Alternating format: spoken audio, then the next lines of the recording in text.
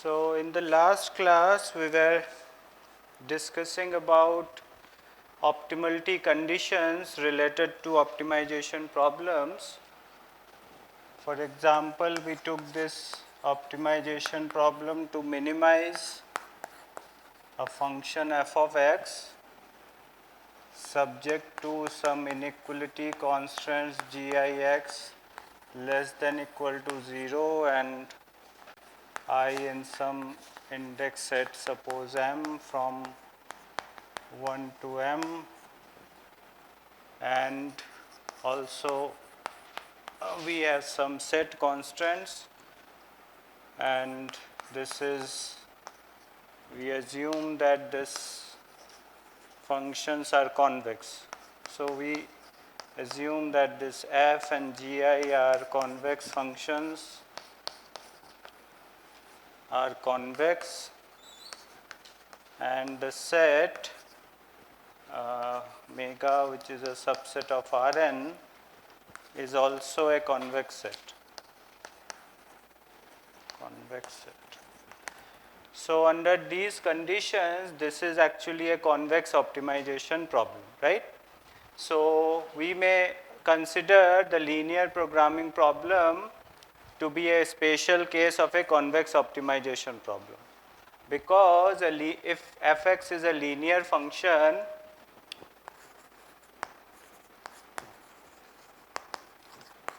so if fx is a linear function, which we have seen that we can write C transpose x, C1 x1 plus C2 x2, and we have this Cn xn. So this linear function is a special case of convex function because it is both convex and concave, and the inequality is associated with this because this feasible reason, which we denote by this inequalities of a convex function. So we denote it by ax less than equal to b, and along with non-negativity constants. So this set omega, if we represent it like this, so this is also a convex set. So we can observe that a linear programming problem is also a special case of convex optimization problem, and the results we have seen, we may apply them to linear programming problems. So you may whenever you have a linear programming problem, you may try to use the conditions of this convex optimization problem to find out whether to solve this linear programming problem as well, right? So the theorem that we have seen for this condition, the Fridtjohn type necessary optimality condition, and we have seen this result that if this x bar in capital F, which was the feasible reason, is an optimal solution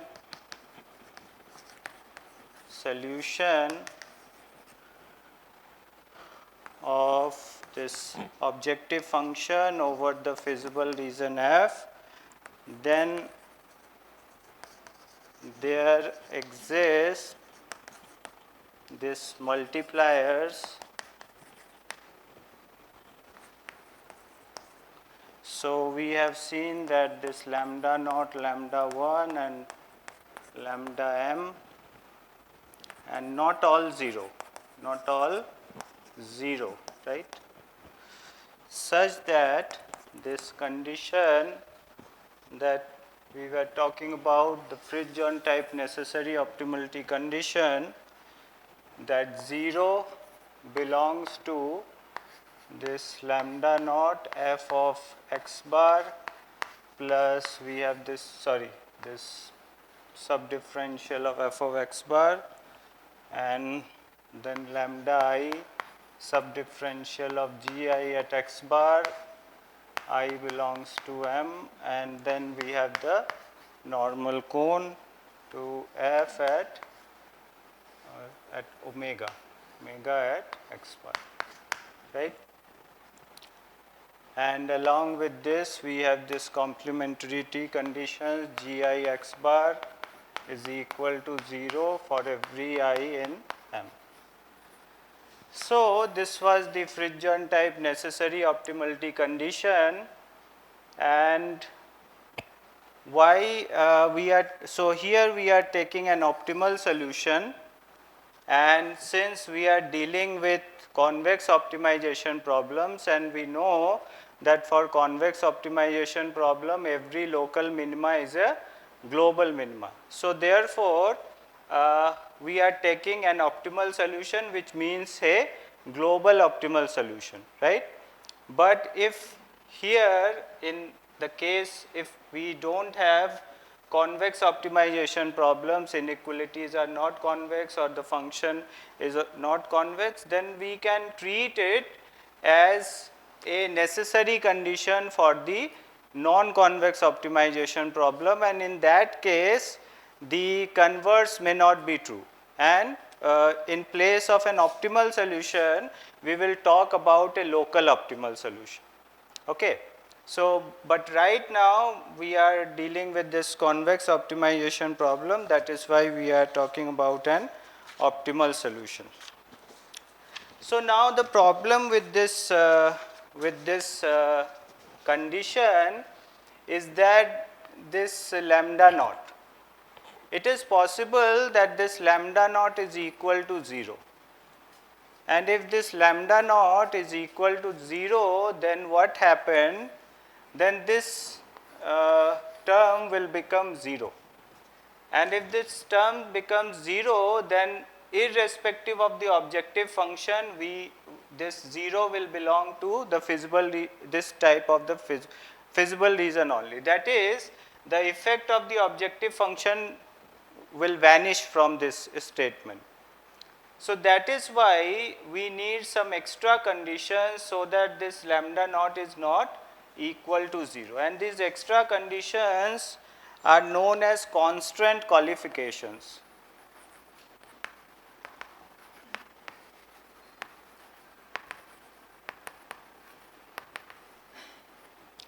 So, we have to impose certain conditions on the constraints of the feasible region so that this lambda naught may not be equal to 0. Okay. So, one of the constraint qualifications is known as Slater constraint qualification.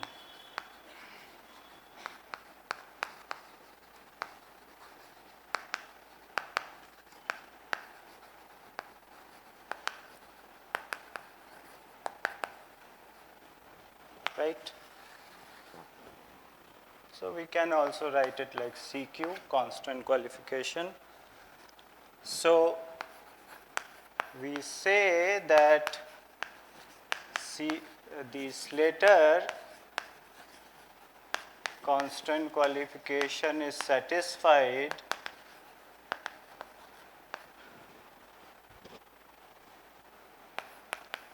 for the problem P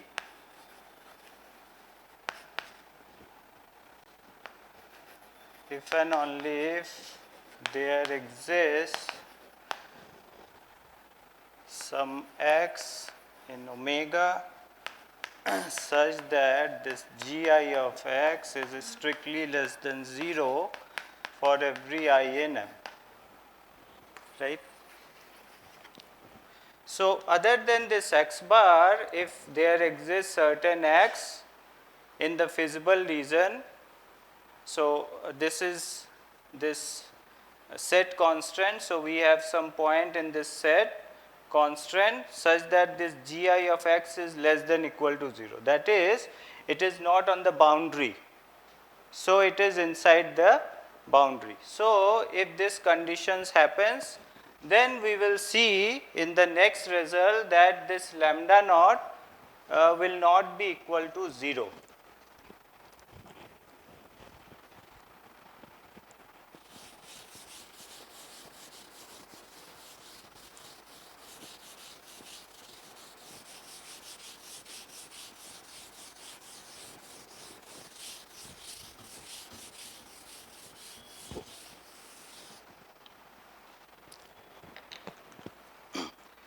So, this next theorem, which is known as the KKT condition,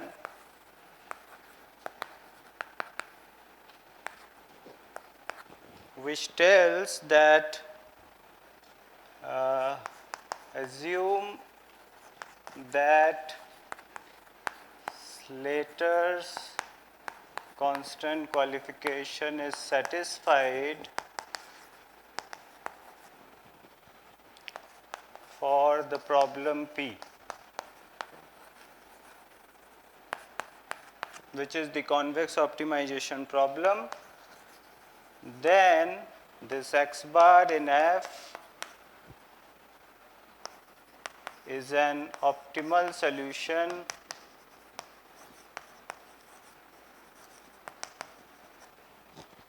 of P, and now we have this if and only if there exists this Lagrange multipliers lambda 1, lambda 2 and lambda m greater than equal to 0, such that this 0 belongs to the subdifferential of f at x bar, and then we have this summation lambda I gi of x bar, I is in m, and the normal cone to omega at x bar, right, along with this complementarity condition is equal to 0 for every I in m, right. So, the only thing that, so here it is if and only if, just because of the condition that we are dealing with convex optimization problem, right. So, here which is what is the difference between this result and the previous result, that here we are having this in place of lambda naught we are having 1, right. The other things are same, but only this lambda naught in place of lambda naught we are having 1. So, here we can write 1, right, in place of lambda naught. So, what we have to show now that this lambda naught cannot be equal to 0, right. This lambda naught cannot be equal to 0 under the extra condition that we have imposed, which is known as Slater constraint qualification.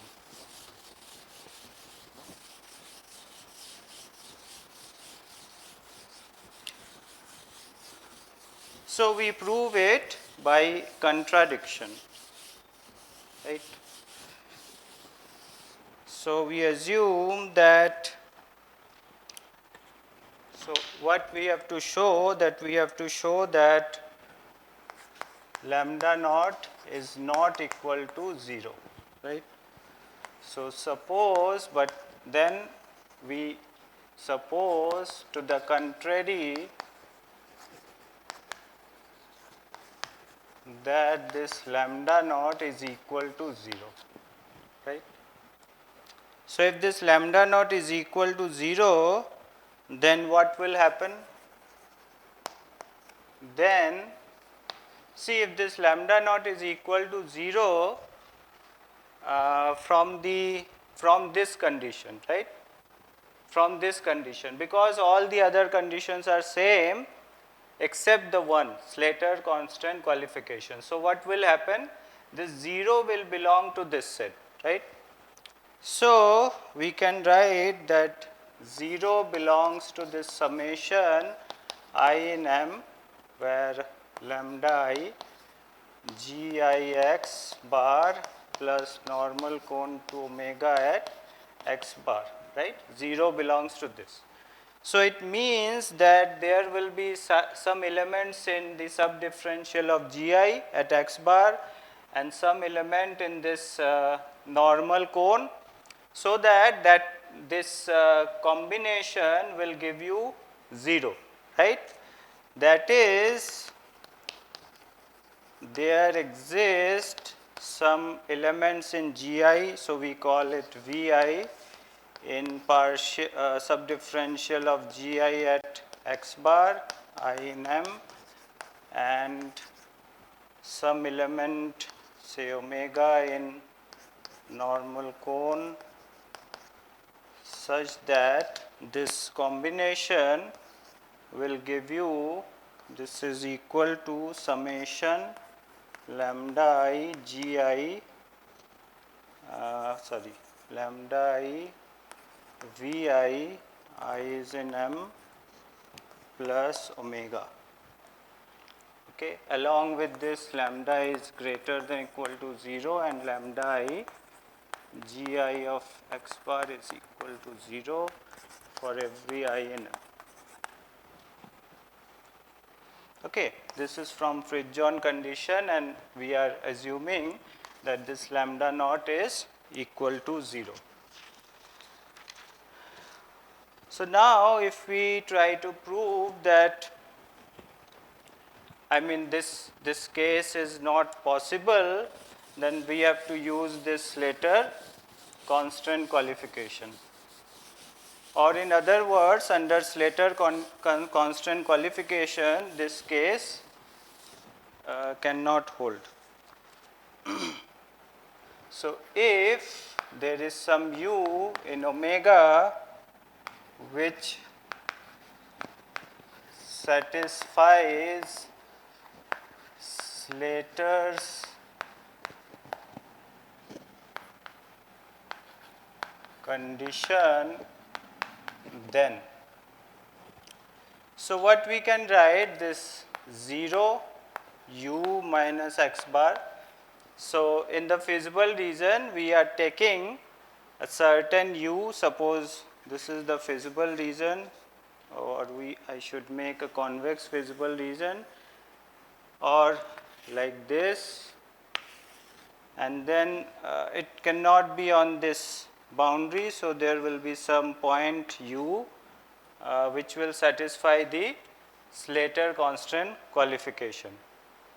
So we take that u, and this inner product with 0 is, of course it will be 0, but in place of this 0 now I can write this combination, because this summation lambda I vi plus omega u minus x bar, so it will be equal to 0, right? Yes. Which one? Yes.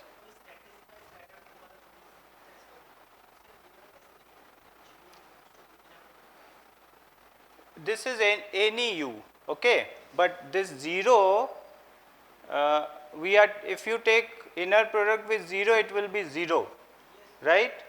But this 0 is this one, because we are having vectors by Fridtjohn condition.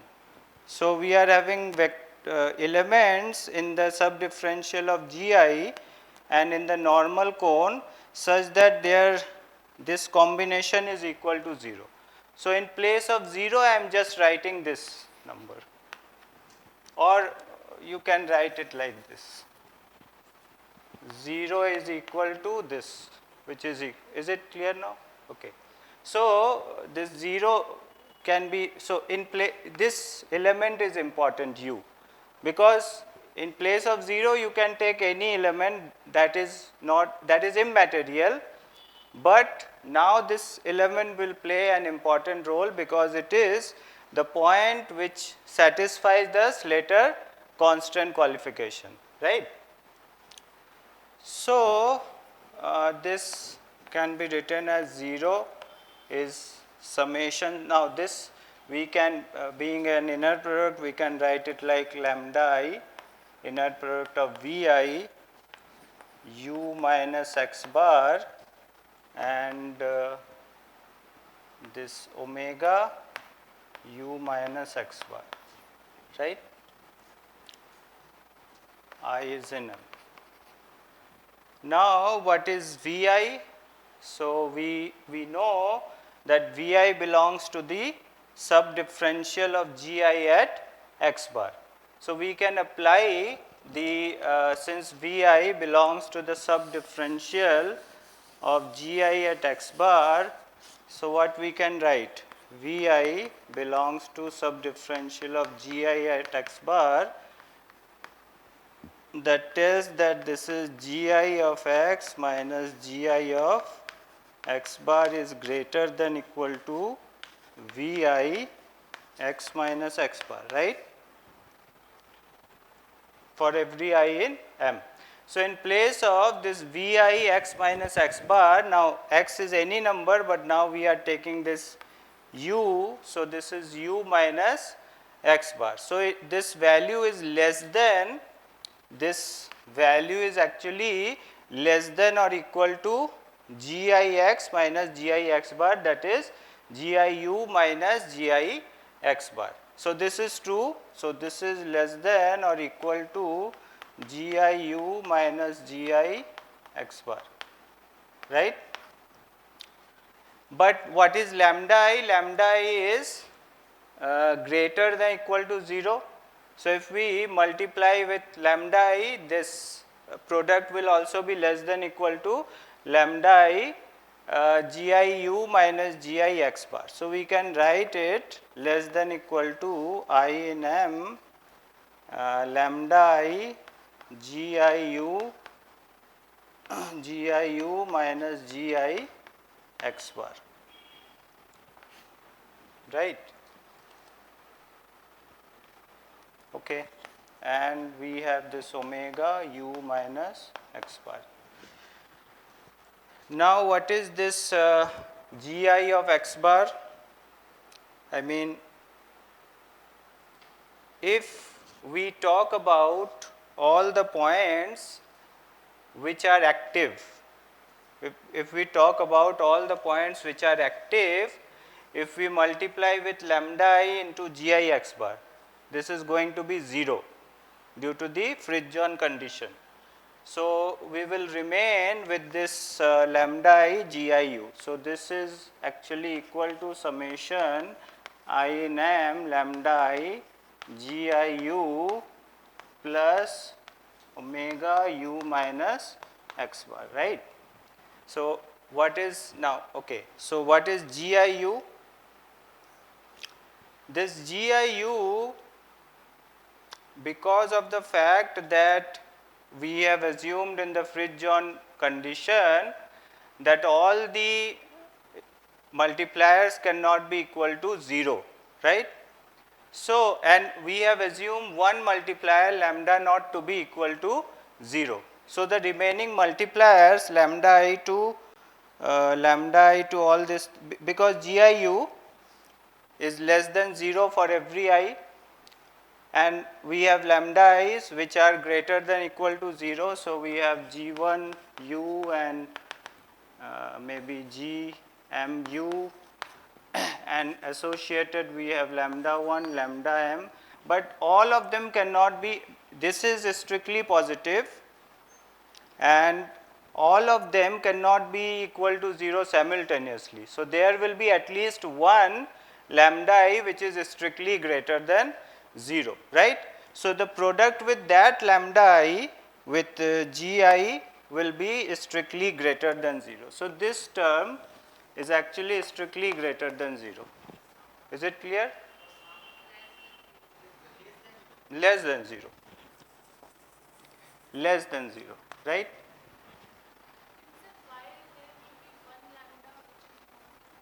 Because we have assumed, we have obtained in the Fridtjohn condition that all the multipliers cannot be equal to 0 simultaneously, and we have assumed lambda naught to be 0. So, the remaining multipliers at least one will be strictly greater than 0, and corresponding to that multiplier the inequality constraint, because it satisfies this later condition, the product will be strictly less than 0. So, when we add up, even if all the products are 0, at least one product will be strictly less than 0. So, that is less than 0. What about this?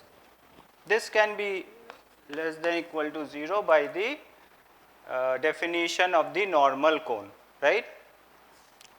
So now this is less than, strictly less than 0, but is it possible? Okay.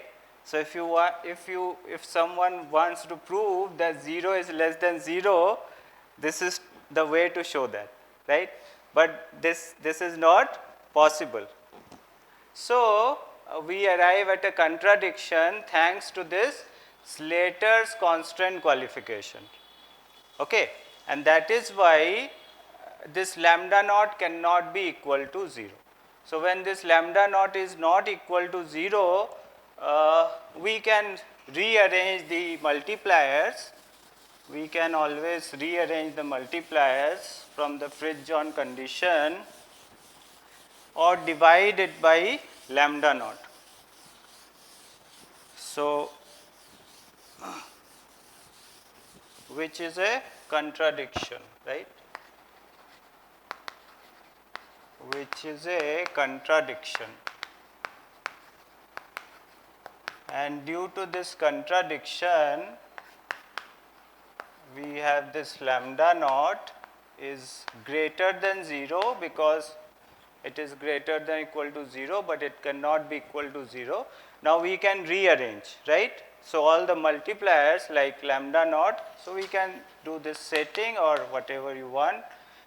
I mean, it's already proved, but now we can take mu naught as lambda naught upon lambda naught, right? So the first multiplier will be 1 and all the remaining multipliers like lambda 1 or we can write mu 1 as lambda 1 upon lambda naught and so on, mu m lambda m upon lambda. So we can divide all the multipliers with lambda naught now in the Fridtjohn type condition, and we have the KKT type optimality condition, right?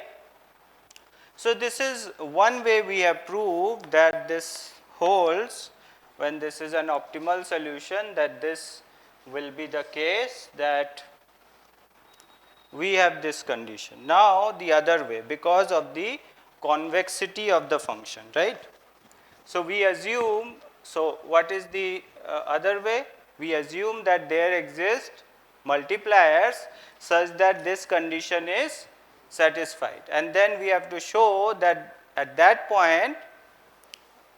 So for the other way, we don't have to assume Slater condition, right? We don't have to assume any constraint qualification. We just have to assume that this condition is satisfied with certain multipliers, and then we will show that due to the convexity, that point will be an optimal solution, right? So let us assume that there exist this multipliers lambda I greater than equal to 0, I is in M, such that here we are not assuming this lambda i's are not simultaneously equal to 0. Why? Because already it is hidden in the objective function, right? Objective function, the multiplier is 1 in KKT condition. So now even if all the constant values are 0, for example, for unconstraint optimization problem, suppose you are optimizing x1 square plus x2 square, right? And somehow x1 square plus x2 square, and we all know that 0 is the optimal solution. So if this 0, if the feasible region contains 0, so you don't need the multipliers associated with the feasible region, right?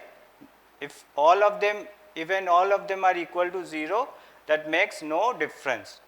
The problem arises when the feasible region does not contain the origin, and then only this problem becomes different from the unconstraint optimization problem, right? So that is why we try to adopt this different type of condition. So now we assume that there exists V naught in f of x bar, and then Vi in subdifferential of gi at x bar, I in m, and some omega in the normal cone to omega at x bar, right, such that this condition is satisfied, that is 0 is equal to V naught plus summation lambda I Vi, I is in m, and omega, right. So, when this is the case, then again we can apply the convexity assumptions of the functions, associated functions.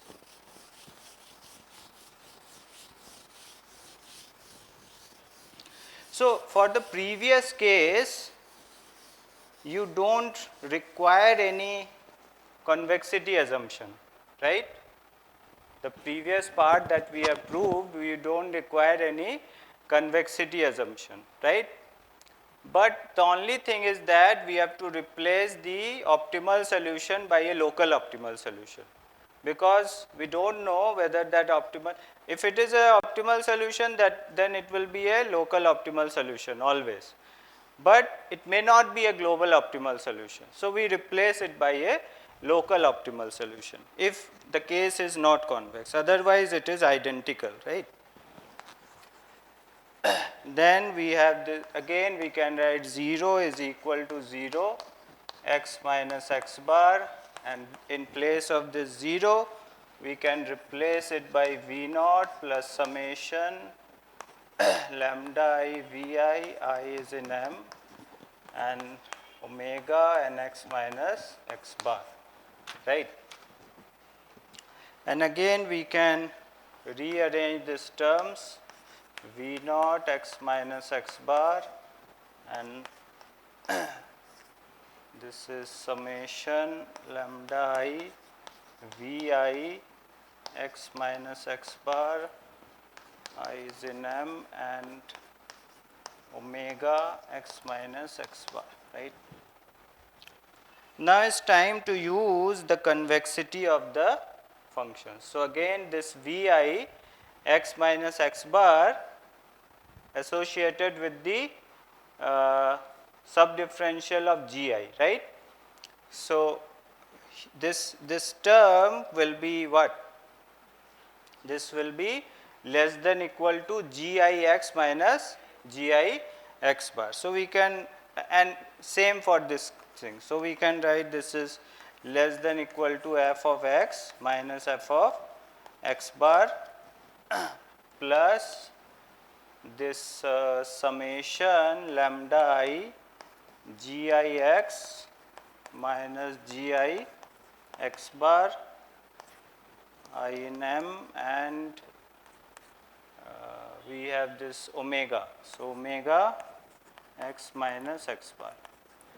Again with the same, see this lambda I Gix bar is equal to 0, yeah, equal to 0 due to the assumption, and Gix will be less than equal to 0 because x belongs to the feasible region. So this lambda I Gix bar will be less than equal to 0. So overall this term is less than equal to 0. What about this? This is also less than equal to 0. So we are remaining with this term which is less than equal to f of x minus f of x bar, right. And you observe that what is this? This tells that f of x bar is less than or equal to f of x for every x in the feasible region f, right,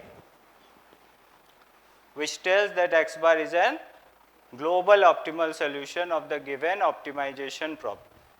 So for a convex optimization problem, this is if and only if condition, that is a characterization of the global optimal solution, right. And if the optimization problem is not convex, then what we do, we can we can replace the global optimal solution by a local optimal solution, right. So, in this case we have seen a very important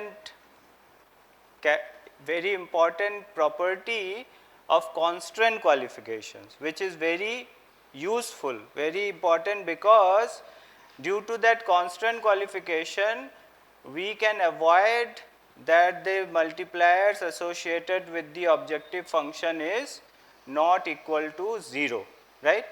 And not only a Slater constraint qualification, in literature you can see many other constraint qualifications like linear independence constraint qualification, Mangasarian-Fromovich constraint qualification, Abedi constraint qualification, Grignard so there is a lot of literature on constraint qualifications.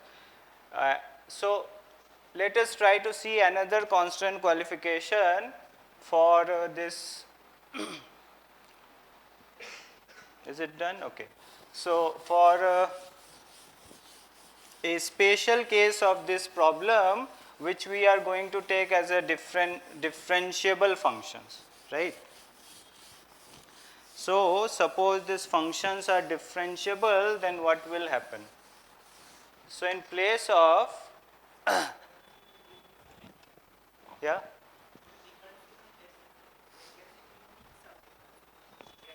No, I am telling that if the function is differentiable now, then this subdifferential will reduce to the gradient of the function, right. Okay. So for the differentiable case, we are going to have this Fridtjohn type. So if all the functions are differentiable, okay, at x bar, and we assume that this omega is equal to Rn, then x bar in the sense of the previous result in the Fridtjohn type condition. So by the Fridtjohn necessary optimality condition, one has, so we are going to have this lambda naught gradient of f at x bar plus summation lambda I gradient of gi at x bar, I is in M, is equal to 0, right. And this can be rewritten as lambda naught gradient of f at x bar plus I is in M of x bar, right. Lambda I gradient of gi x bar is equal to 0. Why M of x bar? Because if it is not in M of x bar where the constants are active, this this will be less than 0, so lambda I will be equal to 0, right. So whenever we are not at I does not belongs to M of x bar, lambda I will be equal to 0. So we can exclude those things, right. Now what will be the assumption? We will see, suppose that again we are approaching from Fridtjohn type optimality condition and trying to find out a condition which will guarantee that this lambda naught will not be equal to 0. So suppose that this lambda naught is equal to 0, then we have, so if it is 0, then what will happen? This summation lambda I is in M of x bar gradient of gi x bar is equal to 0, right. Suppose we have an assumption that all these gradients are linearly independent. right?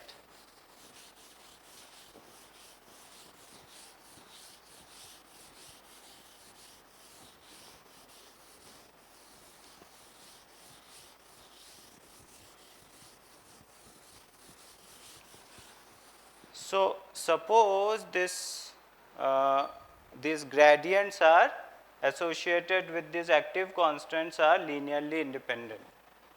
So, since this gradient gi x bar, where I is in m of x bar, are linearly independent, right? Therefore, see, if this is equal to 0 and all these gradients are linearly independent, what will happen? The multipliers will be equal to 0. Therefore, this lambda I will be equal to 0 for every I is in m of x bar. But now it is a contradiction, right? Because we assume that lambda naught is equal to 0 and all the lambda i's are also equal to 0, okay? Which is a contradiction, and hence this lambda naught is not equal to 0. So, again we have this result, but when, so the result is that it is called as the constant qualification is linear independence constant qualification, right? So, if gradient of gi at x bar I is in m of x bar are linearly independent, then LICQ is satisfied at x bar, right? Linear independence constant qualification is satisfied at x bar. So, in the previous Slater constant qualification, that was satisfied for the problem P, not at any point, but here it may vary from point to point, okay. So, at a certain point, if the gradients are linearly independent, of course, for this differentiable problem, then we have this KKT condition, right. So, we have seen another constant qualification LICQ, linear independence constant qualification. So, from this Fridtjohn type necessary optimality condition, if we add a constant qualification, we get KKT type necessary optimality conditions, and so we can write that Fridtjohn conditions plus constant qualification will give us KKT conditions, right. And for different optimization problems, we may go for different types of constant qualifications which may be weaker than the linear independent, like which, so we try to find out conditions which are weaker than the previously known conditions. Like if we have linear independence constant qualification and we go for Mangasarian Fromovich constant qualification, then we will see that this MFCQ is weaker than the linear independence constant qualification. So, we try to find out weaker conditions under which this lambda naught should not be equal to 0, right. So, maybe we end now with this one exercise. If you want to do that, to minimize this objective function x1 minus 2x2 subject to x1 square plus x2 square less than equal to 1, right? So you can use the K, and you see that this is linear, so it is convex, and this one is also convex, so this is a convex optimization problem. So you try to find out the conditions or KKT conditions where this is satisfied, right? So you work out this example. Try करिए.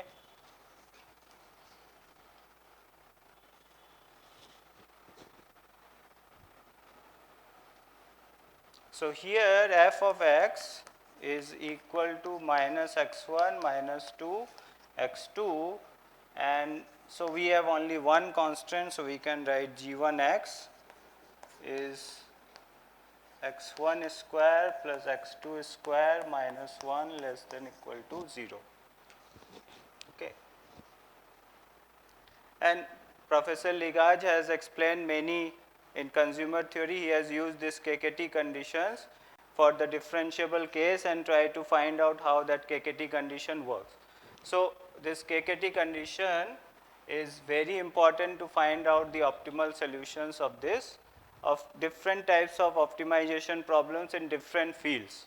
We have to figure out what are the constraints and objective functions, and then we can apply it, because this is a general condition, but as per the requirement of the problem we can use it, right? So now what will be the conditions? So gradient of f at x you can write minus 1 minus 2, and gradient of g1 at x we can write 2x1 and 2x2, right? So now we can, so we need only one multiplier, and maybe it will also be required in duality theory, this KKT conditions. So in duality theory they are also, to formulate the dual of the primal problem, this KKT conditions are also required. So now we are having this, what will be the condition? This 0 must be gradient of f at x bar plus lambda 1 gradient of g1 at x bar, right? But we don't know this x bar, we don't know this x bar.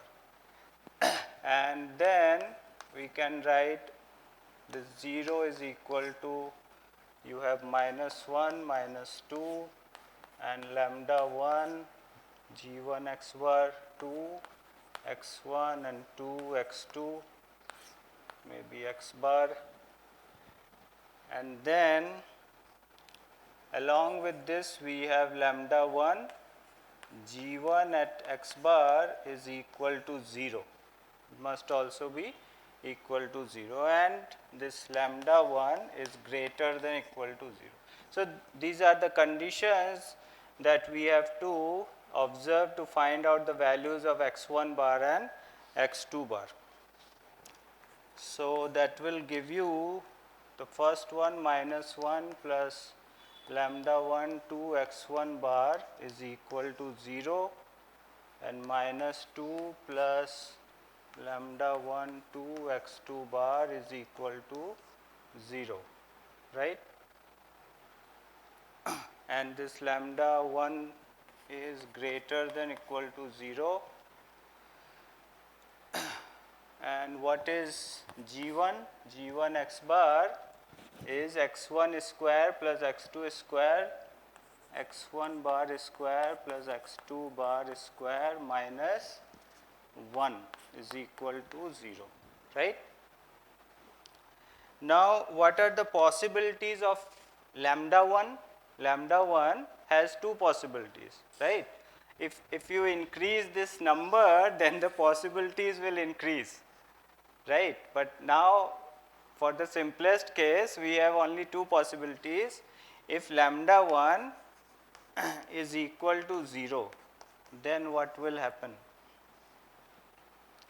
If lambda 1 is equal to 0, then minus 1 is equal to 0 and minus 2 is equal to 0, which is not possible, right? Which is not possible. Then we have a contradiction, right? So this so hence this lambda 1 is greater than 0, lambda 1 is greater than 0. And whenever this lambda 1 is greater than 0, we can write x1 bar in terms of lambda 1. Okay. Thus, we have x1 bar, we can write here.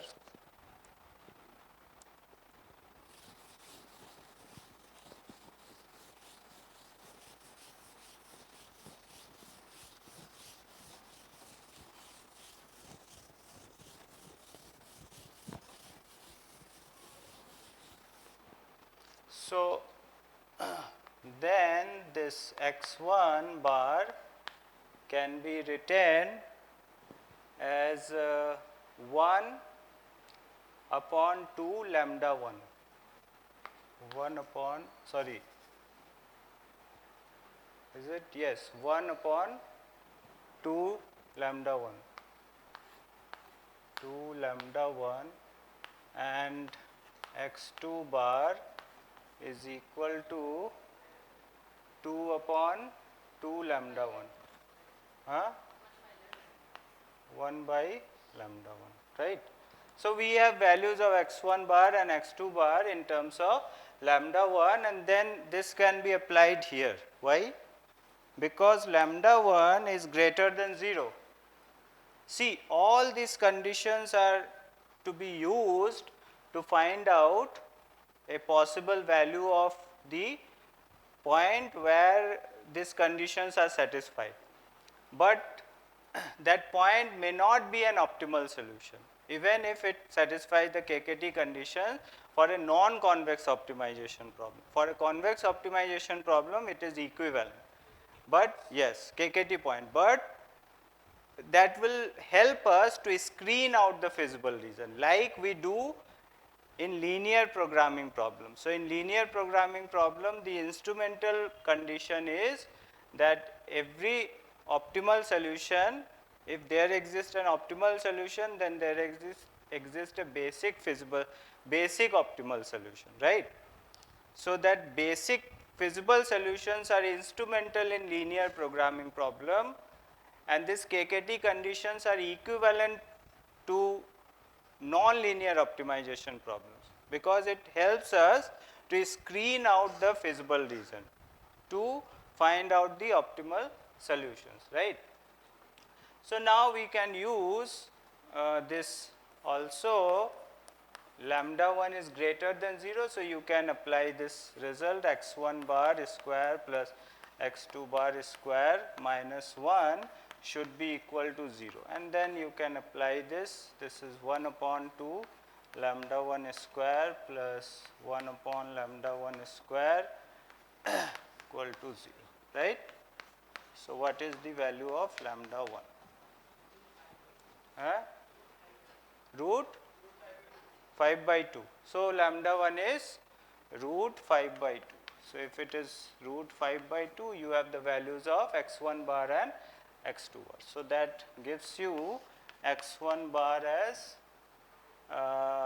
1 upon root over 5 and x2 bar as 2 by root over 5, right. So, by using this KKT conditions, also of course, this is only one inequality constant. So, it is not very difficult, but it can explain that how we are using different conditions to find out the optimal solutions. And of course, you have seen many other applications of KKT conditions by lectures given by Professor Ligaj, right. Okay. So, maybe with this we can end this tutorial now, and hope that this was the last tutorial of the course. So hope you have learned many things. Of course, we have remaining 2 lectures tomorrow, and hope you have, of course, you have learned many things from this course. Okay.